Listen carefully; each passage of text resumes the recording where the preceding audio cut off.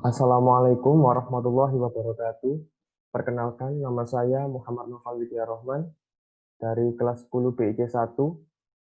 Pada kesempatan kali ini, saya akan mempresentasikan sejarah Indonesia dengan tema mengenal peninggalan sejarah Kerajaan Mataram kuno. Di sini, saya akan membagi pokok pembahasannya menjadi dua. Yang pertama, perkembangan pemerintahan Kerajaan Mataram kuno, dan yang kedua adalah kekuasaan dinasti Isyana.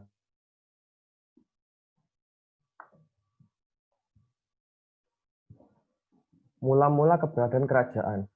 Pada pertengahan abad ke-8, di Jawa, bagian tengah berdiri sebuah kerajaan baru.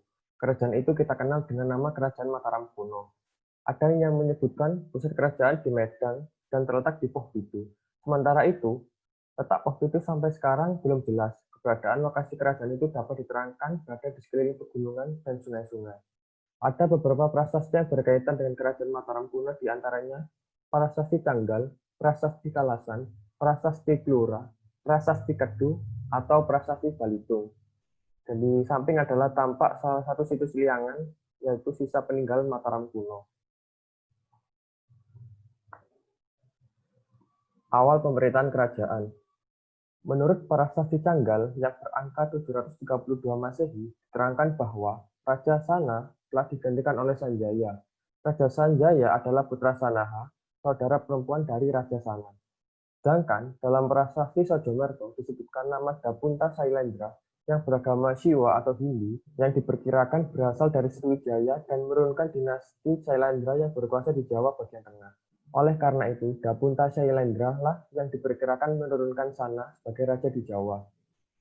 Raja Sanjaya sendiri memerintah Kerajaan Mataram kuno pada tahun 717 sampai 780 Masehi. Ia melanjutkan kekuasaan Raja Sana. Raja Sanjaya kemudian melakukan penaklukan terhadap raja-raja kecil bekas bawahan Raja Sana yang melepaskan diri. Setelah itu, pada tahun 732 Masehi, Raja Sanjaya mendirikan bangunan suci sebagai tempat pemujaan. Bangunan ini berupa lingga dan berada di atas Gunung Wukir atau Bukit Stirangga, yang merupakan lambang keberhasilan Raja Sanjaya dalam menaklukkan raja-raja lain yang dulu mengakui kemaharajaan Sana. Raja Sanjaya sendiri dikenal dengan sikapnya yang arif, adil dalam memerintah, dan memiliki pengetahuan yang luas. Oleh karena itu, di bawah pemerintahan Raja Sanjaya, kerajaan menjadi aman dan tentram. Rakyat hidup makmur, dengan hasil utama mata pencaharian berasal dari sektor pertanian. Raja Sanjaya juga dikenal sebagai raja yang paham akan isi kitab-kitab suci.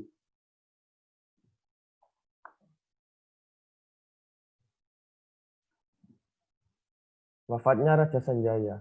Setelah rajanya wafat, ia digantikan oleh putranya bernama Rangkai Panangkaran. Panangkaran mendukung adanya perkembangan agama Buddha. Dalam prasasti Kalasan yang berangka tahun 778, Raja Panangkaran telah memberikan hadiah tanah dan memerintahkan membangun sebuah candi untuk Dewi Tara dan sebuah biara untuk para pendeta agama Buddha. Tanah dan bangunan tersebut terletak di Kalasan. Prasasti Kalasan juga menerangkan bahwa Raja Panangkaran disebut dengan nama Shailendra Sri Maharaja Dia Pancapana Rangkai Panangkaran. Raja Panangkaran kemudian memindahkan pusat pemerintahnya ke arah timur. Raja Panangkaran dikenal sebagai penakluk yang gagah berani bagi musuh-musuh di kerajaan. Daerahnya bertambah luas, ia juga disebut sebagai permata dari dinasti Sailendra. Agama Buddha Mahayana waktu itu berkembang pesat. Ia juga memerintahkan didirikannya bangunan-bangunan suci, misalnya Candi Kalasan, seperti pada gambar di samping, dan Arca Manjusri.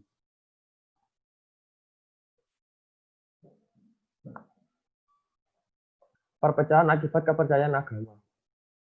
Setelah kekuasaan Panangkaran berakhir, timbul persoalan dalam keluarga Shailendra. Karena adanya perpecahan antara anggota keluarga yang sudah memeluk agama Buddha dengan keluarga yang masih memeluk agama Hindu atau Siwa. Pemerintahnya menganut agama Hindu berkuasa di Jawa bagian utara, sedangkan beragama Buddha berkuasa di Jawa bagian selatan. Keluarga Shailendra yang beragama Hindu meninggalkan bangunan-bangunan candi di Jawa bagian utara, misalnya Candi Dieng dan kompleks Candi Gedong Songo.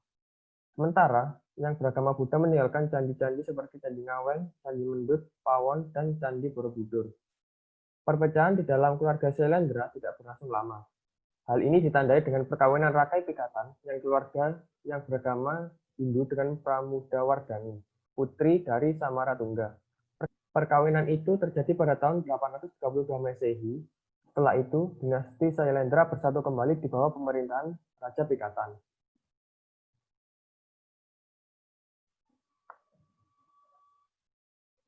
Puncak kejayaan dan kemunduran Mataram kuno. Kerajaan Mataram kuno daerahnya bertambah luas. Kehidupan agama berkembang pesat tahun 856. Rakai Pikatan turun tahta digantikan oleh Kayuwangi, dan kemudian digantikan oleh Dia Balitung. Raja Balitung merupakan raja yang terbesar. Ia memerintah pada tahun 898 hingga 911 Masehi. Pada puncaknya, ia telah membangun Candi Prambanan sebagai candi yang agung dan megah. Setelah Samaratungga wafat, anaknya Balaputra Dewa menentang pemerintahan Pikatan, hingga terjadi perang perebutan kekuasaan antara Pikatan dengan Balaputra Dewa. Balaputra Dewa membuat benteng pertahanan di perbukitan sebelah selatan Prambanan, atau sekarang dikenal dengan Candi Boko. Dalam pertempuran, Balaputra Dewa terdesak dan melarikan diri ke Sumatera, kemudian menjadi raja di Kerajaan Sriwijaya. Sesudah pemerintahan Balitung berakhir, Kerajaan Mataram mulai mengalami kemunduran. Raja setelah Balitung adalah Daksa, Tulodong, dan Wawa. Beberapa faktor yang menyebabkan kemunduran Mataram kuno antara lain adanya bencana alam dan ancaman dari musuh yaitu Kerajaan Sriwijaya. Dan di samping adalah foto kompleks percandingan Kedung Songo terletak di Kabupaten Semarang, Jawa Tengah.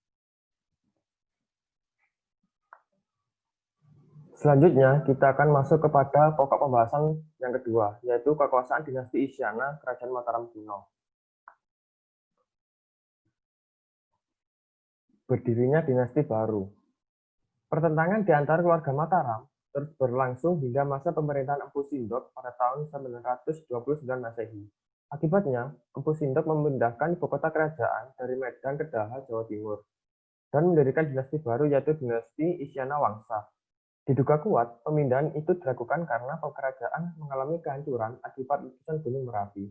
Berdasarkan prasasti, pusat pemerintahan keluarga Isyana terletak di Tamlang. Letak Tamlang diperkirakan dekat Jombang, sebab ada desa namanya mirip, yakni desa Tambelang.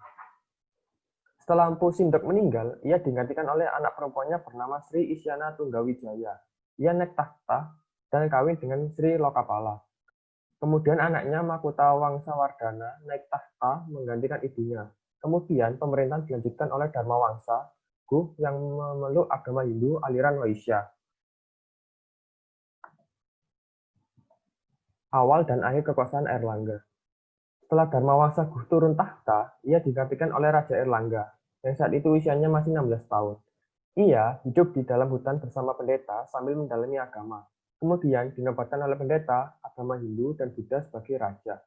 Meskipun mereka berbeda aliran dan keyakinan, penduduk Mataram kuno tetap menghargai perbedaan yang ada. Setelah itu, Airlangga segera mengadakan pemulihan hubungan baik dengan Sriwijaya. Kemudian, memindahkan ibu kota kerajaannya dari Daha ke Kahuripan. Pada tahun 1042 Masehi, Airlangga mengundurkan diri dari tahta kerajaan, lalu hidup sebagai pertapa. Menjelang akhir pemerintahannya, Airlangga menyerahkan kekuasaannya pada putrinya. Namun, putrinya itu menolak dan memilih untuk menjadi seorang petapa dengan nama Ratu Giri Putri.